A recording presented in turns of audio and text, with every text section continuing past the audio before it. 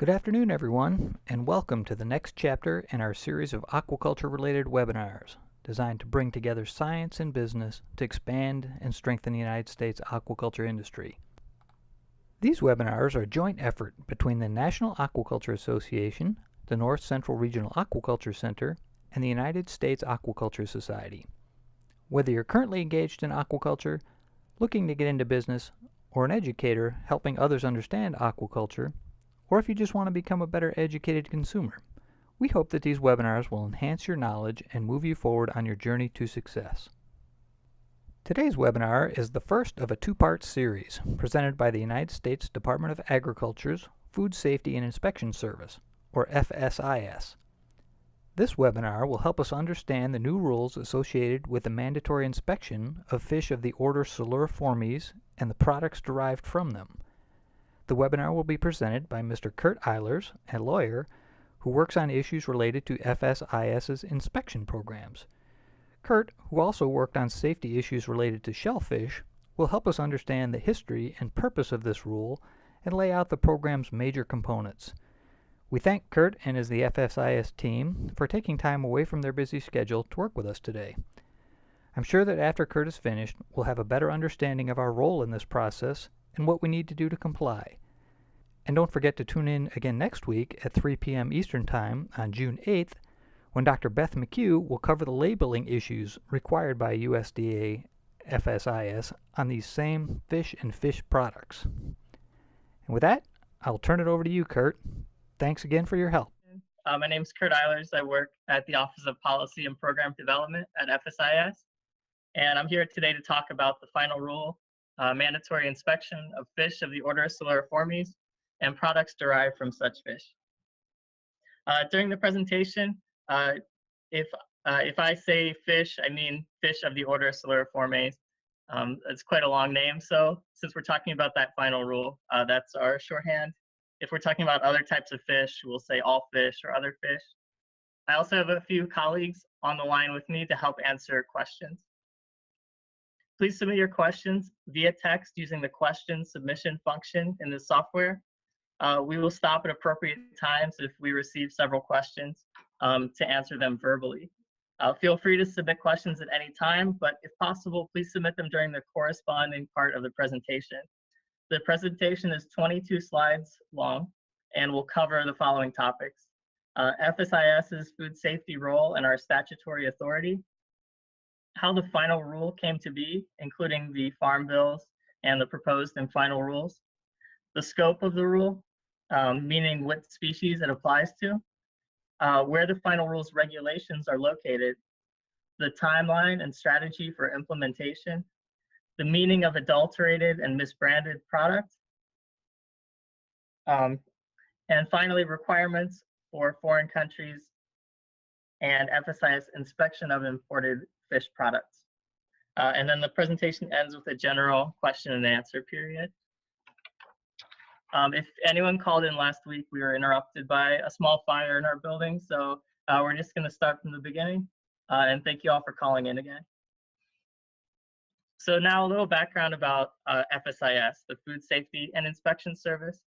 We are the public health agency in the USDA responsible for ensuring that meat, poultry, and processed egg products are safe, wholesome, and accurately labeled. Our authority comes from several federal statutes. You can see there the Federal Meat Inspection Act, the Agricultural Marketing Act, Poultry Products Inspection Act, Egg Products Inspection Act, and the Humane Methods of Slaughter Act. And the reason you don't see a Catfish Act in there is because Congress amended the Meat Inspection Act to include fish, catfish specifically.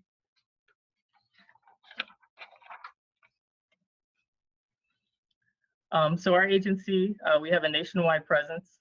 We inspect at more than 6,000 establishments.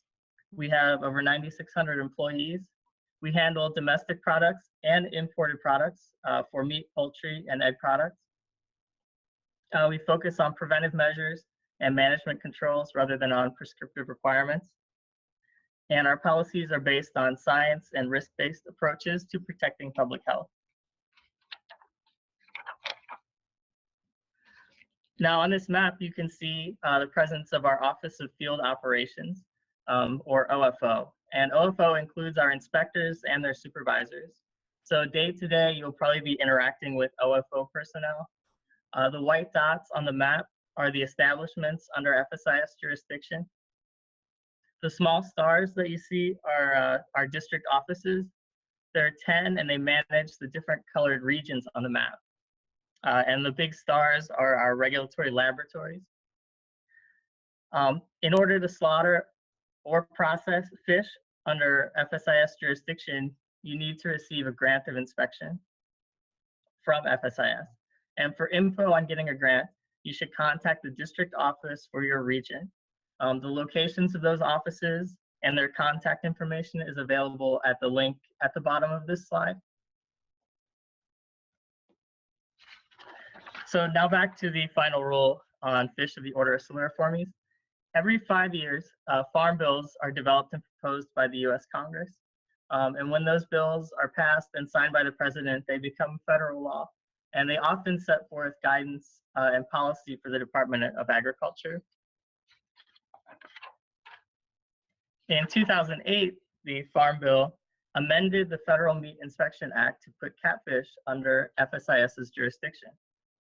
Congress left the task of defining catfish up to FSIS, meaning that we were asked to decide which species of fish would be included in the new catfish inspection program under the USDA. The 2008 Farm Bill also mandated that FSIS take into account how catfish are raised and transported to processing establishments. So after the 2008 Farm Bill was passed, FSIS issued a proposed rule on February 24th, 2011. It created a new subchapter of FSIS regulations, which I will explain more about in the next slide. And we also asked for comment on the definition of catfish and other issues. We presented two options for the definition of catfish. One was fish from the family Adulterated, which is those species native to North America typically. And the other was a broader definition, fish from the order Siluriformes, which includes species used for human food around the world. We received thousands of comments on the proposed rule. So after the proposed rule was published, the 2014 Farm Bill was passed and became law. And that bill, it amended the Federal Meat Inspection Act again, and this time it included fish of the order Siluriformes as an amenable species under the FMIA.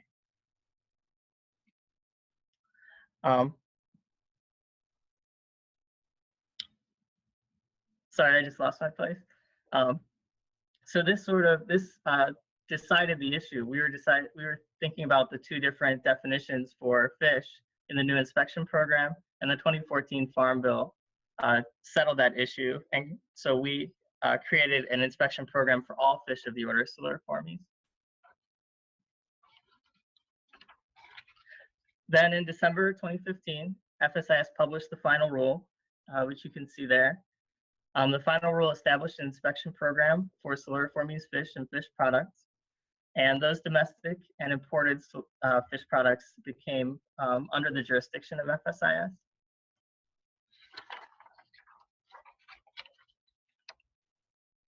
And this chart here explains a little better the scope of the final rule. So you can see all the way on the left is Siluriformes, that's the order, and any fish in that order are under FSIS jurisdiction at this point. The important thing to note is that when you get to the different families, Adulterated, those fish are the only ones that can be labeled as catfish in commerce. So if something is labeled catfish, but the fish species is from a different family, like Claridae or Pangasiidae, we would consider that a misbranded product. And while there are only 3 families listed here, you should keep in mind that there are about 40 families under the order Siluriformes. So I keep talking about the final rule, and it's important to keep in mind that final rule is a document that FSIS publishes that creates new regulations. So the regulations are what make up the inspection program, and you might be wondering where FSIS regulations found. They're published in the Code of Federal Regulations, or CFR. And this code is published every year and is constantly updated in the electronic version, which you can see at www.ecfr.gov. FSIS's regulations are under Title IX, Chapter 3, and you can see the subchapters there, how our regulations are organized. The final rule creating the fish inspection program created a new subchapter, F in red at the bottom there, and those regulations are in parts 530 to 561.2.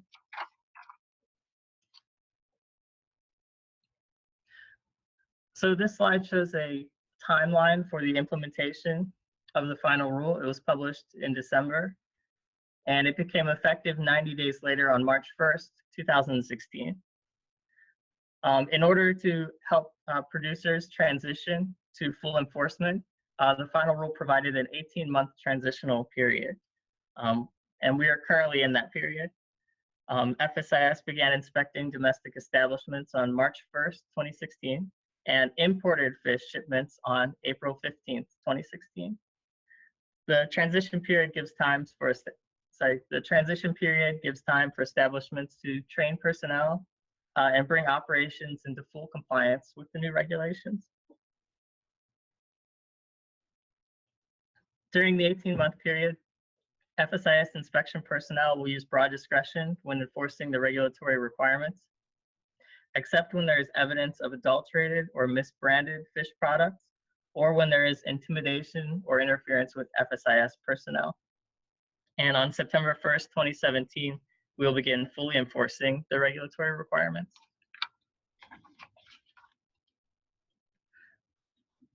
So this slide is a review of what FSIS will consider adulterated or misbranded products during the transitional period.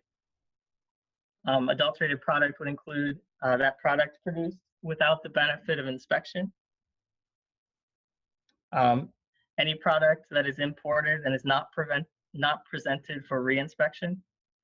And this term reinspection means FSIS inspection once an imported product arrives at a port of entry.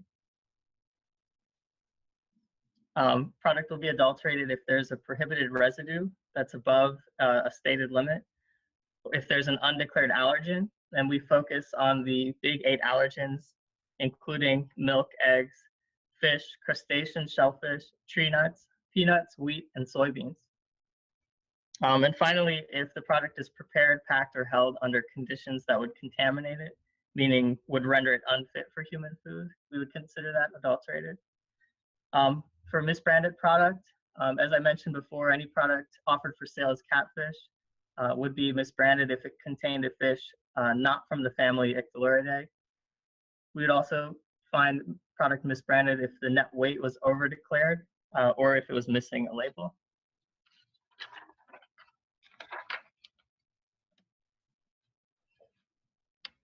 Okay, and this is just the slide on our implementation strategy.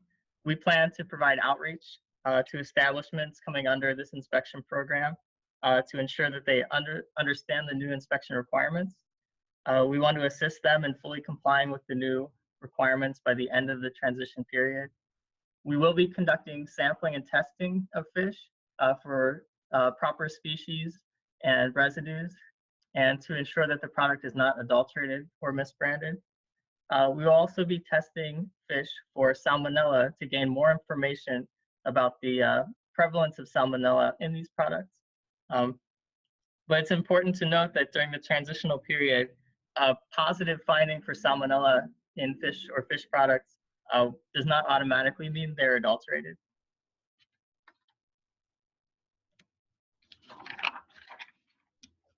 So starting in March, FSIS began assigning inspection personnel to domestic establishments that slaughter and process Siluriformes. And we began visiting processing-only establishments at least once per quarter.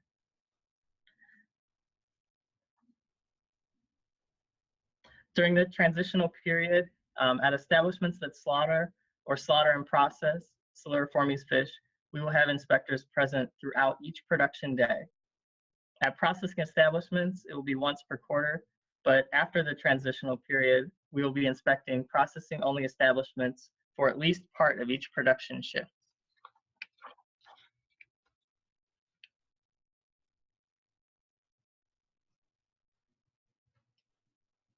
And now we have a few slides covering imports.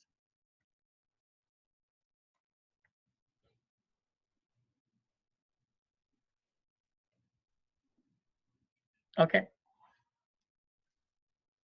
So the requirements here state that foreign countries that want to keep exporting fish to the US have to submit a list of eligible establishments. And they have to document that their systems provide the necessary legal measures to ensure the safe production of those fish.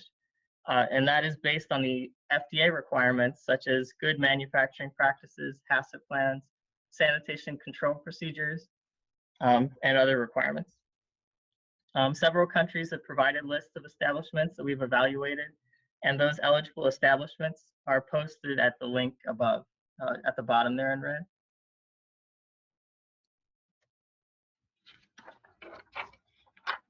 So during the transition period, we will look at the initial documentation from those countries and allow imports from the establishments listed. Countries that want to keep exporting Siluriformes fish and fish products to the US after full enforcement, they must initiate a request for equivalence and provide documentation showing that their system is equivalent by September 1st, 2017. And equivalence means that their system will provide the same level of safety as the US system. And FSIS has encouraged countries to initiate this process as soon as possible. This does not mean that we will find countries equivalent before September 2017, just that they have to submit the proper documentation by that time in order to keep exporting.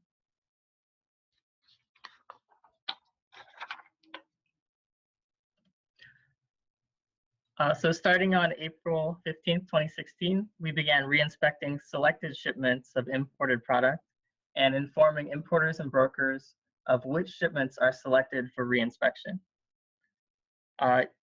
If a shipment of Siluriformes fish is selected for re-inspection, it must be presented at an FSIS official import inspection establishment for re-inspection. And part of that re-inspection will include testing for residues and for species. And immediately after a shipment is selected, FSIS will contact the importer of record or the customs broker to notify them that the shipment must be presented for re-inspection. And then the importer of record or the broker should notify FSIS of which import inspection establishment they have chosen. The goal is to select the shipment from each establishment that wishes to export to the United States during the transitional period. Re-inspection will include label and product condition checks, as well as sampling and testing for residues, species, and salmonella.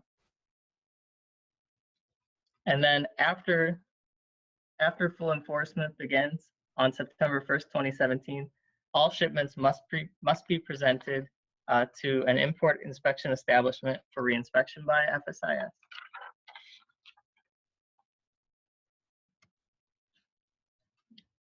So just like for domestic products, we're focusing on adulterated and misbranded products. During the transitional period, imported product will be inspected for adulteration and misbranding. And you can see we're using similar criteria there, such as containing a prohibited residue or being produced under unsanitary conditions, or being labeled catfish when the product does not contain fish of the family Adulterated. And then violative products will be refused entry into the United States. Okay, so that's it for our brief overview of the fish final rule. If you have questions after this presentation, we have an email box set up where you can submit questions, askfish@fsis.usda.gov. And we also have a webpage up with extensive information about the new inspection program, including the final rule, the regulations, and other reports and resources. And you can see that link there.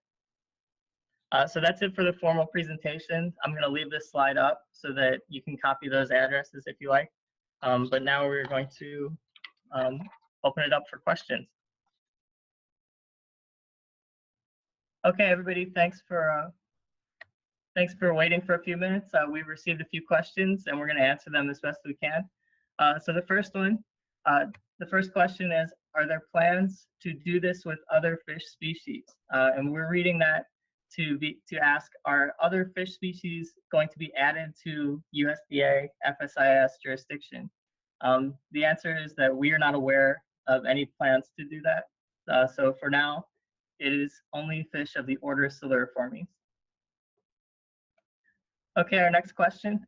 What is the progress of legislation in Congress regarding this rule? We're aware of the joint resolution passed by the Senate last week, but we're not able to speculate on the progress of that legislation through the House or to the President.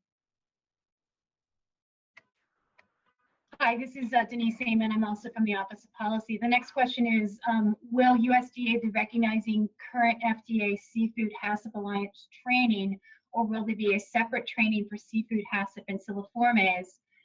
We're not familiar with what the FDA Seafood HACCP Alliance training is. You would be expected to comply with 9 CFR 417.7. So if that training complies with those requirements, then it could meet that requirement. Hi again, this is Denise. The next question is, how many FSIS inspectors are anticipated to be needed for domestic production and imported fish and fish products? We're using the 18 months to gather information on the types and numbers of these establishments. So to be quite honest, we don't know how many inspectors we will need at this time. By the end of the transitional period, we should have a better idea of how many inspectors we will need. The next question is, will FSIS be visiting catfish farms, or will they only be in processing plants? During the transitional period, our focus will be in facilities, so in establishments, either slaughter establishments or processing only establishments. Our focus will not be on farm unless there might be cause. It would be only for cause.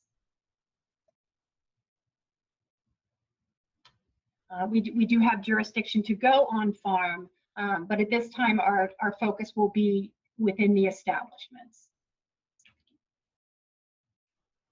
Okay, our next question is, how would FSIS handle products that comprise of fish from all 3 families?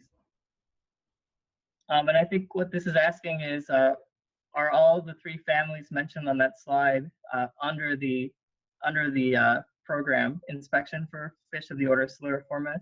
And the answer would be yes. The next question is, how many new jobs will this regulation create? Again, at this time, it's hard for us to speculate. We just don't have, we're using this period to gather more information about the numbers and types of establishments. So we don't know at this point in the process.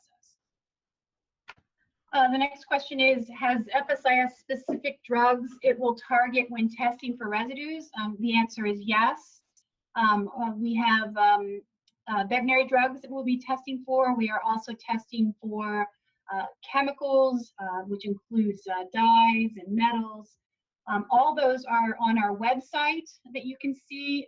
You can search for the MLG or CLG. Both of those, if you go to the Siluriformes webpage, you will be able to find those, or you can search the chemical laboratory guide or microbiological laboratory guide, and everything that we will be testing for is listed there. Roughly, there are about 200 that we will be testing for. Okay, the next question is, how does one apply for a grant of inspection? We had a slide on this a little earlier. You apply by first contacting your district office.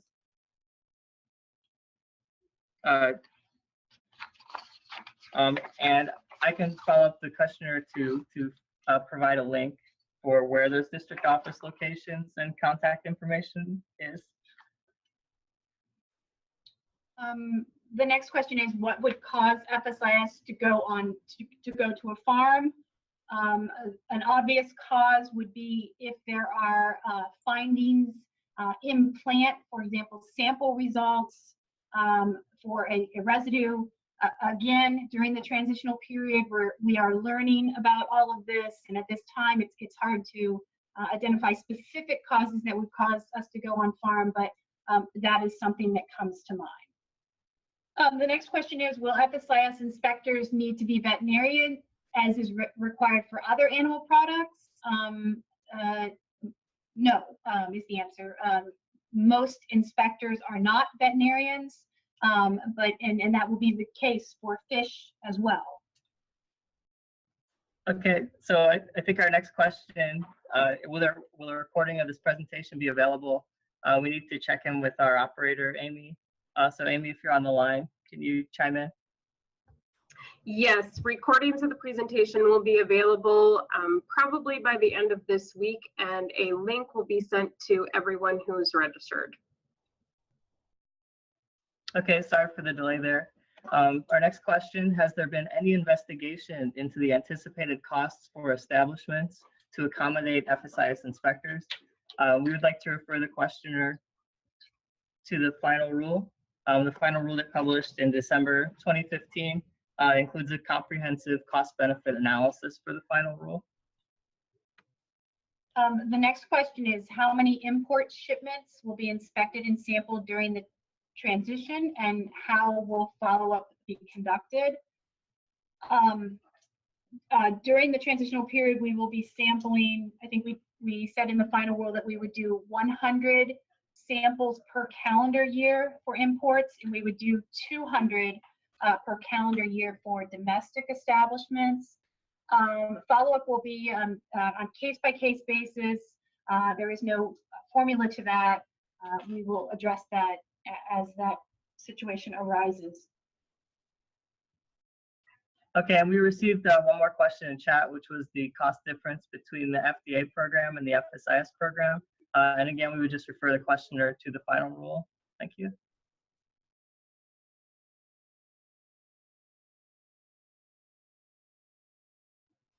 Okay, we don't see any more questions.